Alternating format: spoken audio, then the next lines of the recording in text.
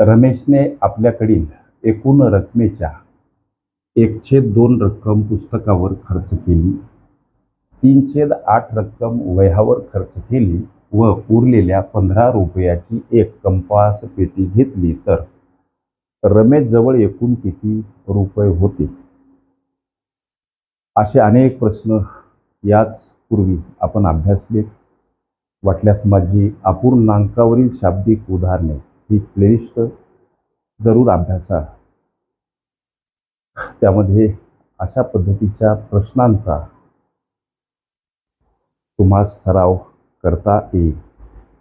प्रस्तुत प्रश्नाचं उत्तर काढायचं कसं सर? हे 1/2 रक्कम रमेशनं पुस्तकावर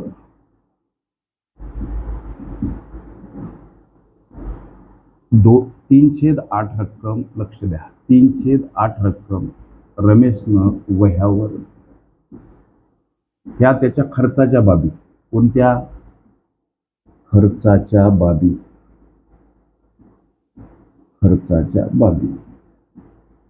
या 2 बाबीवर रमेशनं खर्च केला. गणित म्हणते उरलेल्या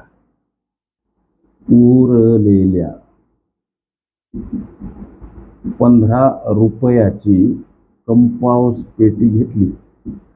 हे राहू द्या असंच. प्रथमतः या 2 अपूर्णांकाची बेरीज छेद समान करून, या छेदाने या अंशाला गुणा, अधिक चिन्ह या छेदाने या अंशाला गुणा, छेदस्थानी या छेदाछेदांचा गुणाकार 8 दोन्ही 16, अंशातील ही बेरीज 14, छेदस्थानी 16. या अपूर्णांकाचं विश्लेषण पक्क लक्षात घ्या. हे 16 म्हणजे त्याच्याकडे असलेल्या रकमेचे एकूण भाग पैकी 14 भाग एवढा खर्च रमेशने पुस्तकं आणि वह्या या 2 बाबीवर खर्च केला. हे लक्षात आलं तुमच्या? 14/16 मधील छेदस्थानी असलेले 16 हे भाग आहेत रमेशकडे असलेल्या एकूण पैशाचे, एकूण रकमेचे, एकूण रुपयांचे. पैकी 14 भाग एवढा खर्च त्याने पुस्तकं आणि वह्या या 2 बाबीवर खर्च केला. मग आता 16 वजा 14, या 16 भागातून हे 14 भाग वजा करा. 2 भाग काय उरतात?